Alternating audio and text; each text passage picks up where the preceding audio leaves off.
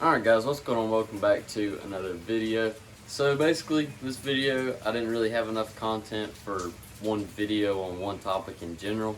So I just put a couple different things together for one video. So hopefully you guys will enjoy it.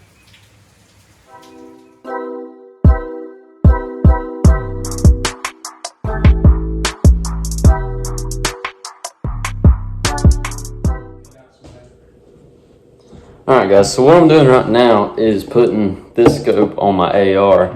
I had this one on it, and this is just a red dot, but I gotta take the red dot off because I ordered a little night vision scope camera and daytime, so it won't work with the red dot. So I'm putting this scope on it because it has the normal sights. I already got the scope on it.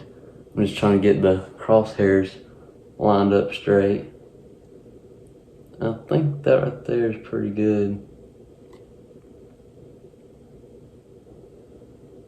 And that right there will do it. So, the reason I'm changing this is mainly because I'm going to do a little bit of coyote hunting tomorrow night. So, trying to get this all set up for then. And a buddy of mine is bringing a little bore sight, and I'm going to get this thing sighted in. I just don't want to tighten up. And for any of you who don't know what a bore sight is, pretty much it's shaped like a bullet. You can get them for whatever caliber you have, and it just goes inside the chamber, and it's got a little laser on it, and the laser points where the barrel's pointing, I guess you could say, on a wall. And then you just adjust your scope to where the laser is, and then you got your gun pretty well sighted in without having to shoot any rounds. Probably wouldn't be the most accurate thing, but as far as saving time and money, it'll work just fine. That right there's pretty good. So, got that set up, and the rest of the evening I'm supposed to be going to pick up some wheels for my truck, and then I got to work on this little Cricut vinyl cutter I have to get it straightened up to cut some stuff out. But I'll go ahead and talk a little bit more about the gun. This red dot is a really good red dot, and this is actually what I used last time, but it wasn't even sighted in last time. It's a red dot, green dot, and a blue dot. So it's a neat little scope. I only paid like $60 for it at a local gun store, and I'm pretty sure I bought this one at the same place too. So this is a 3x9 by 40. So this is a pretty capable scope, and I need to tighten it down on the, what you call it. I don't know why I didn't think about that before. Wouldn't be very useful if my scope fell off.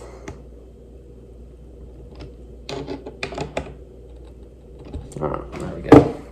I knew something seemed a little loose, but I couldn't tell what it was. And I didn't mess that up. Alright, so we're good.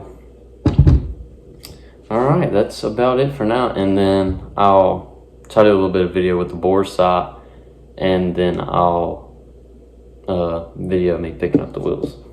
I just got down here to the meeting spot. I brought Zach and Devin with me, and the guy's supposed to be here in a little bit, so hopefully he'll get here before long and get these wheels picked up and put them on hopefully this weekend.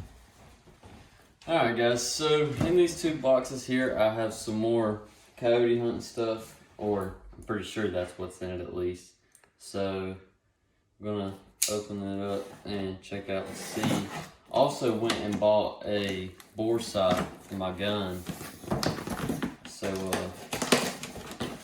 I can sight it in easier.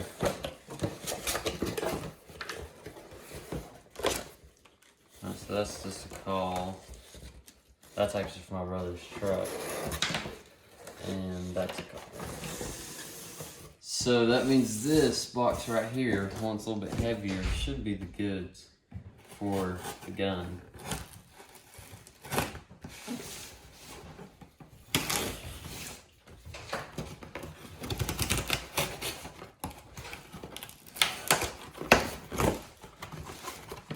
Yeah. Alright.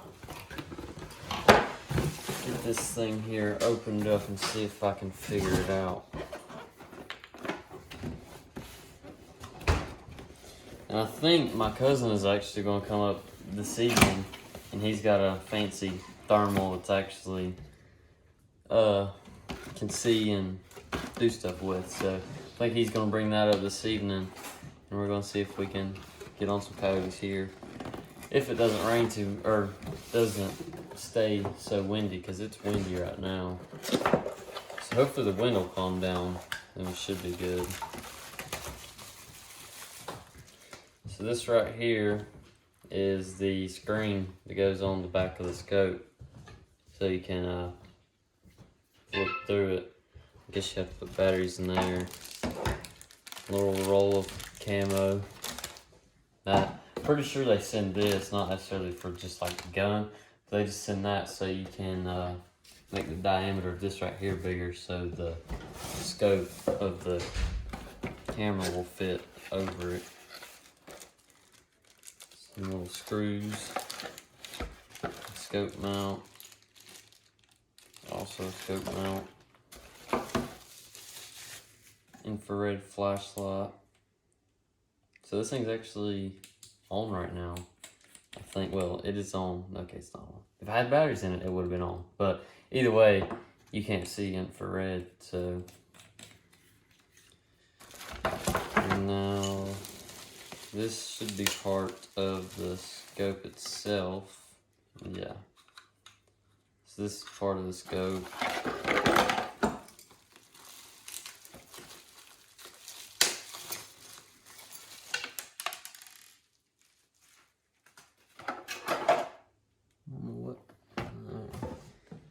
That's a little one right there. I'm about got away. So, we've got a lot of figuring out to do here, how all this works. So, I think I'm gonna watch a video or read the directions or whatever and see if I can figure out how this all goes together and get it all on the gun. Alright guys, so the scope that I had on the AR that I had actually changed out for the red dot also will not work for the night vision camera, because the front gap of the scope is too much for the camera to fit over. I'll show you what I'm talking about here in a second. I don't know why the screws won't be a pain in the butt. There we go. Alright. So here was the scope I had, and you see it don't have much wiggle room right here, and you actually have to have the scope mount along with another mount right beside the scope mount for the camera. So I'm going to switch it out for this scope, which has a whole lot more room for two mounts right there.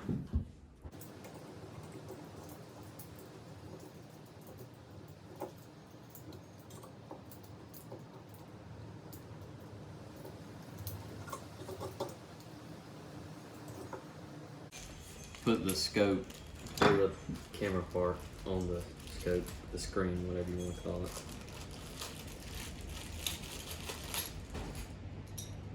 Which do I want to use? Alright guys, so my gimbal ended up dying, and I had to plug up my phone too while I was trying to record putting this together. But I ended up getting it all together, so this is how it looks like now.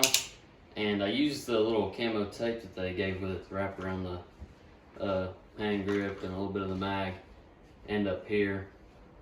So that's about how it looks now, and I just got to go get the batteries to put inside the camera and inside the flashlight, and then I'm going to finish sighting it in at my buddy's house here in a minute.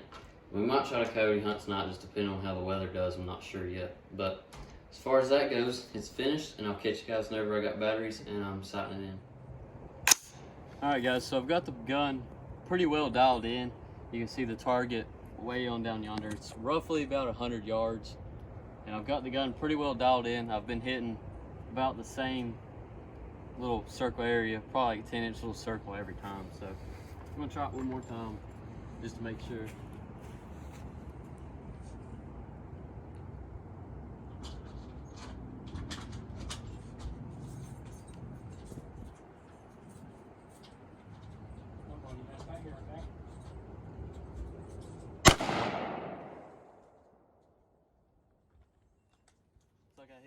let's aim it again. So we should be good.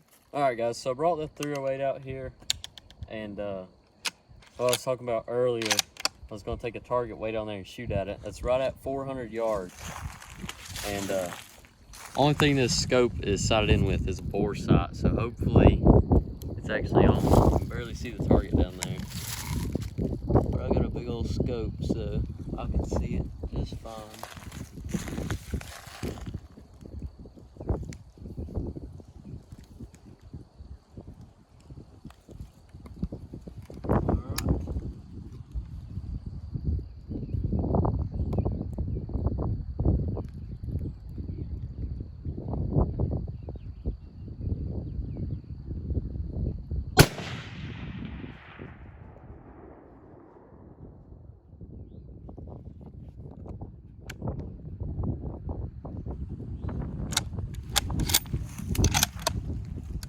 Can't tell if that was a hit or not.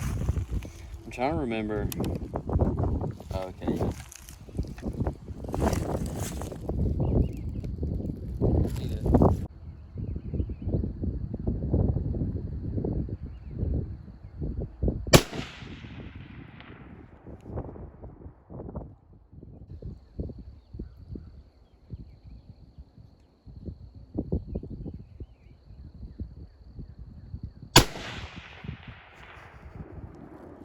Alright.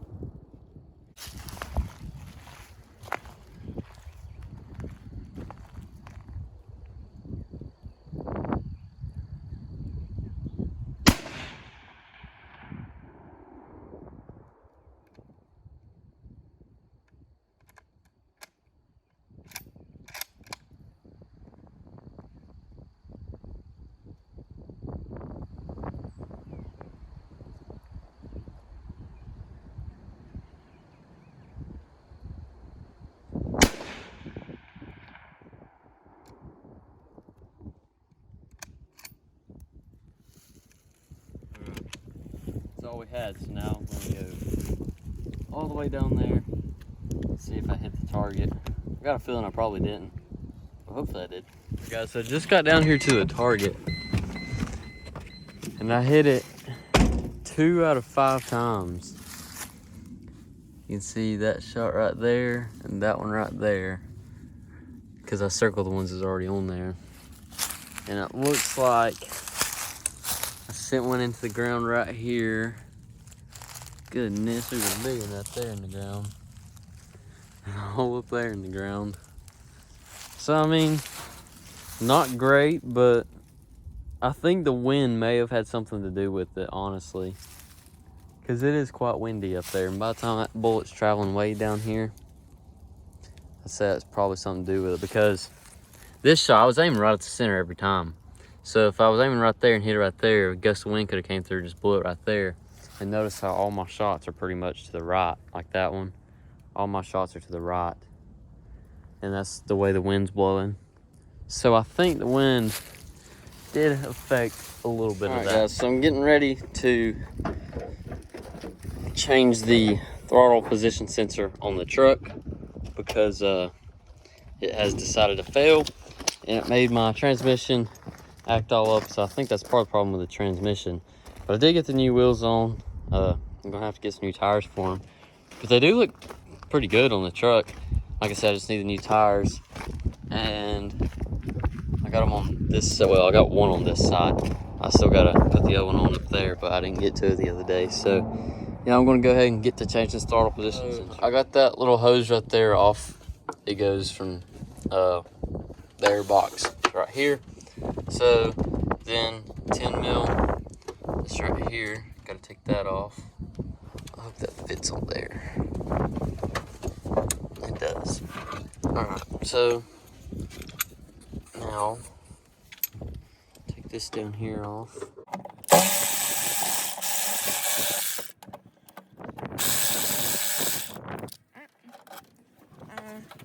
Alright, and there should be a couple more 10 mils around this thing. There's one down there. Alright, so I took the rest of these screws off on that.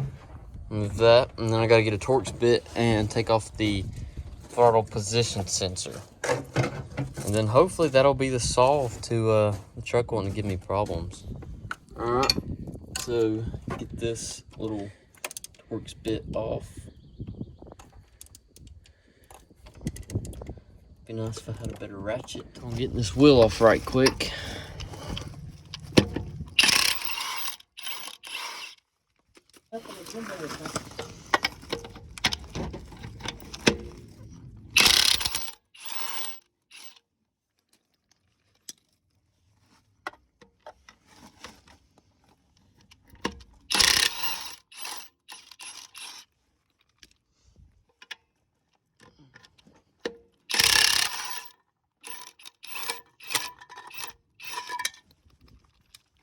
Alright, there we go. Now, pull this wheel off. If I can do this one-handed. There we go.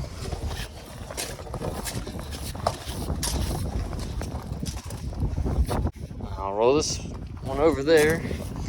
I said I need to get different tires for these. I mean, these tires aren't really bad, but I just don't like the way they look on here. So I'm gonna get different ones. Now, I probably won't be able to set this up there one-handed because, well, it's a lot harder putting it on and taking that off. So I'm gonna get the camera held right quick.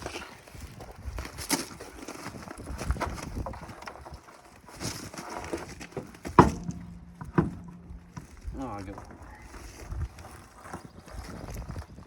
Leave the jack may have to go up a smidge. Oh, there we go. Yeah, it's good.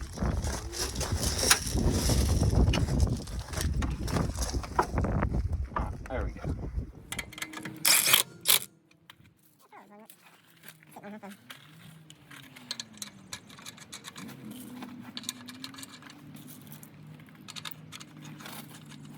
One more something. There it is.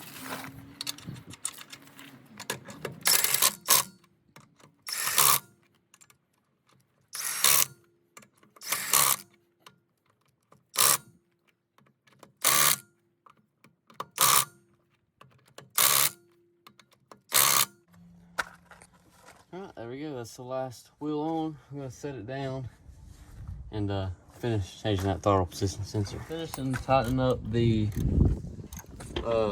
throttle position sensor, and whenever I get done doing that, should be done. And hopefully it'll run better. Now, gotta put cover back on.